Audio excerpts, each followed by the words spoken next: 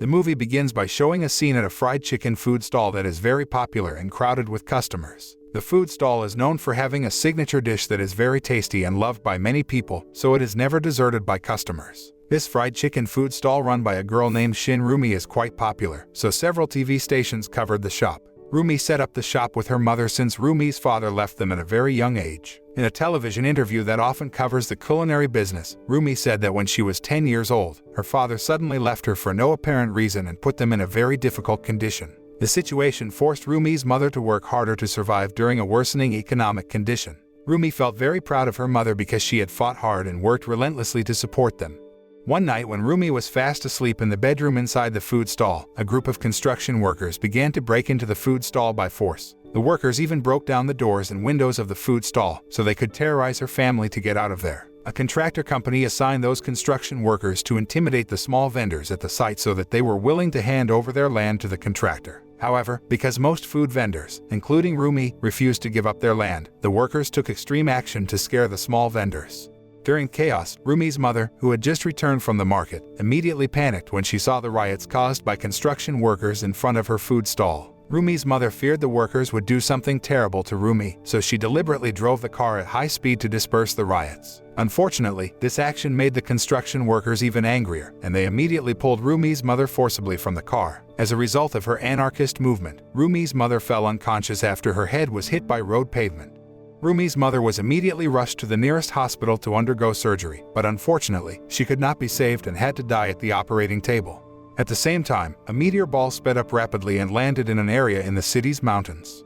The next day, when a man was about to drink water from a mountain stream, he accidentally drank water contaminated with material from a meteor ball that landed last night. The man named Seok-heon turned out to be the biological father of Roo-mi, who had left Roo-mi and her mother many years ago. When Seok-heon drank the radiation water, he felt a bizarre sensation in his mouth. Still, Seok-heon drank the water without realizing that the water had been contaminated with radiation substances. Since Seok-heon moved to that place, he began to live alone and work as a security officer in an office building with a small salary. After completing his work shift, in the evening, Seok-heon went for a beer alone in front of a mini market. After drinking a few glasses, his stomach began to react due to the radiation water he had consumed in the morning. Seok-heon bowed his head to the table while holding his stomach, which felt so sick that he finally groaned hard because of the pain. Without him noticing, the objects around him began to move, and several chairs were suddenly thrown. However, because Seok-heon was still drunk, he didn't care about the strange incident and considered it caused by the strong wind. Upon arriving at his house, Seok-heon rested his body and took a cigarette. A strange event happened again when Seok-heon was about to grab a lighter far enough away from his hand range when it suddenly drifted into his hand. Seok-heon was astonished by the incident, but his attention was immediately distracted after Roo-mi contacted him with news about the death of his wife. The next day, Seok-heon came to the funeral home to attend the funeral of the wife he had left for years. The interaction between Seok-heon and Roo-mi was still very awkward, and there wasn't much conversation between them.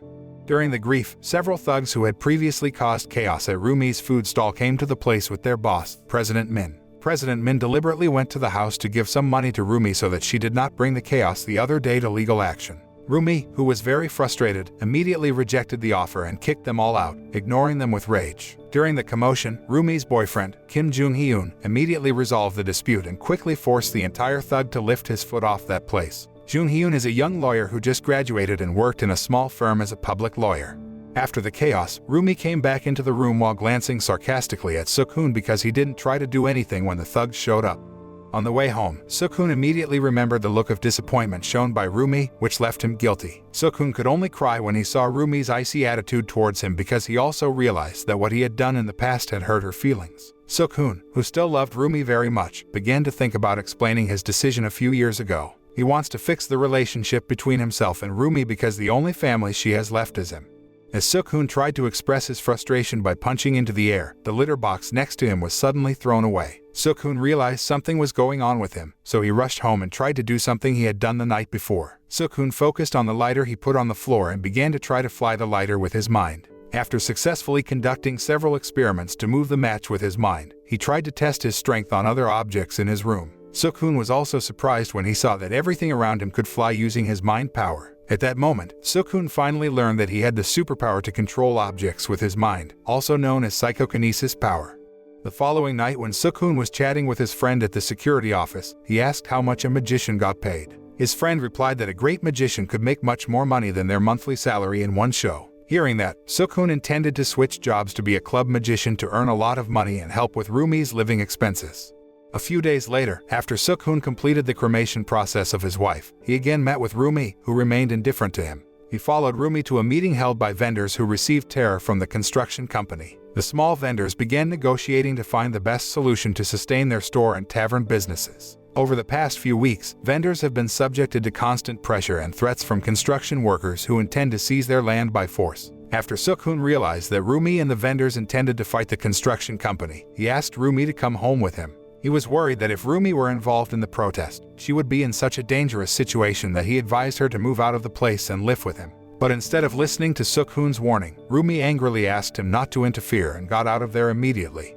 In the evening, Seok-heon went to a club owner's office to apply as one of the performers at the club. He showed his skills in moving various objects at that place, and the action made the owner astonished by his ability. After Seok-heon was successfully accepted to work as a magician in the club, he was delighted and intended to tell the happy news to his daughter.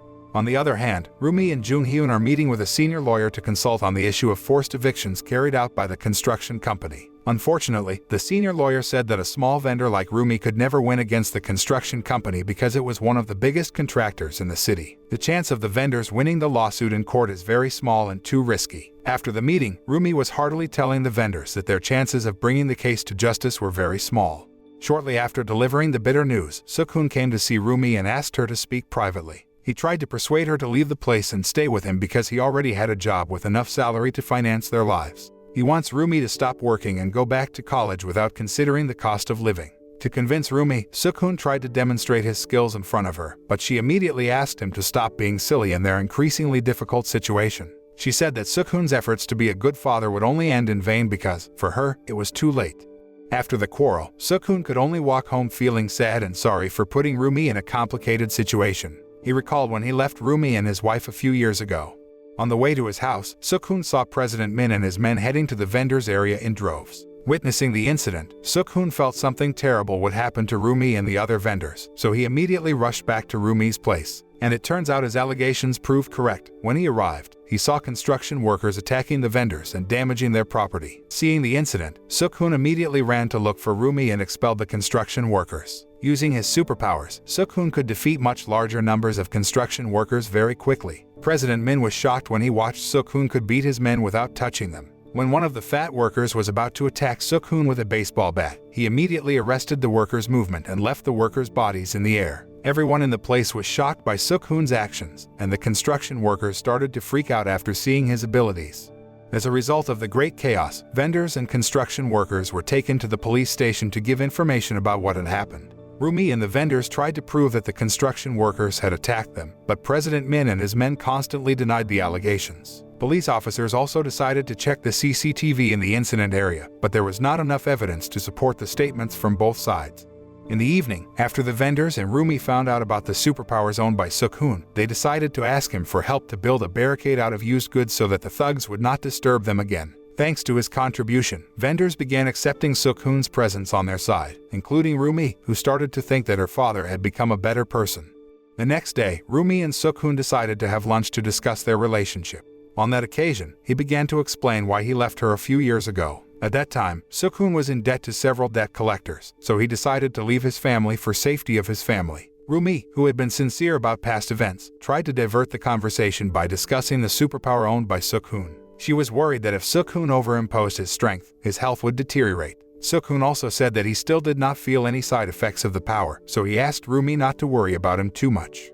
In the evening, at the construction company's office, President Min's men reported that Seok-heon had set up a barricade in front of the vendors' alley so they could not terrorize them anymore. They began to fear Seok-heon's power, so they decided to resign from the job. In the middle of the conversation, President Min got a call from the property company boss who hired their services, asking him to attend a meeting at their office.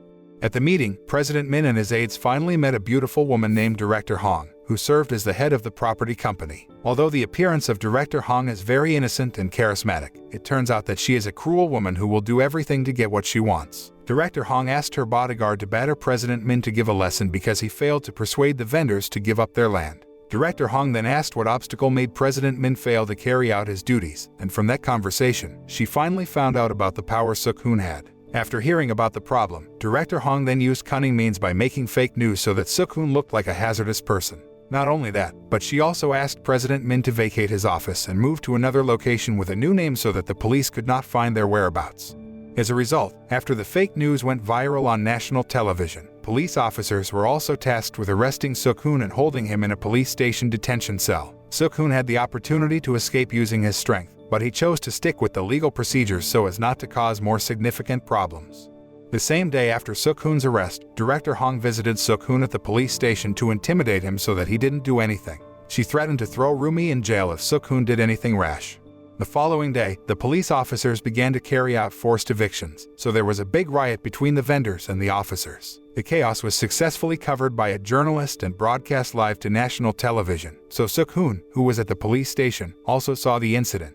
Feeling worried about his daughter's condition, Seok-heon was desperate to escape from the police station using his superpower and immediately flew to the riot scene. However, because Seok-heon was still unfamiliar with the power, he decided to make repeated jumps even though it could damage public facilities. On the other hand, a male vendor hanging on an iron pole almost fell from a height because of the actions of a very anarchist officer. They had no intention of rescuing the small vendors and mobilized another army to capture the vendors hiding on the roof of the building instead. Luckily, Seok-heon immediately flew over and caught the vendor before he could fall to the ground. After rescuing the man, Seok-heon hurriedly flew over the roof to save Roo-mi, but he suddenly hit a container and was thrown into the building. He had no choice but to fight against the officers downstairs so that he could immediately go to the roof of the building and save Roo-mi. After a short fight, Seok-heon finally managed to get past the officers and landed on the rooftop. The police officers immediately ganged up and beat Seok-heon with an iron pipe, but fortunately, he crushed them all with a single hit. After toppling down the officers, Seok-heon directed the vendors to cross to another building and escape to a safer place. Unfortunately, when Roo-mi was about to rescue an officer who had almost fallen on a container, the container rope was suddenly cut off, and she fell down from the container. Luckily, Seok-heon could move quickly and still be able to save Roo-mi before she fell. After the riot, Seok-heon went downstairs and beat up President Min before he finally turned himself to the police officer. 4 years after the incident, Seok-heon was finally released from prison and picked up by Jun-hyun, now officially Roo-mi's husband. Upon Seok-heon's arrival at the new Roo-mi chicken food stall, Roo-mi immediately nagged her father to help her serve customers. Seok-heon was also happy to help his daughter serve customers using his superpower, and the action successfully entertained the customers. The moral that can be learned from this movie is not to judge someone by their past mistakes and to try to give people who sincerely want to change for the better.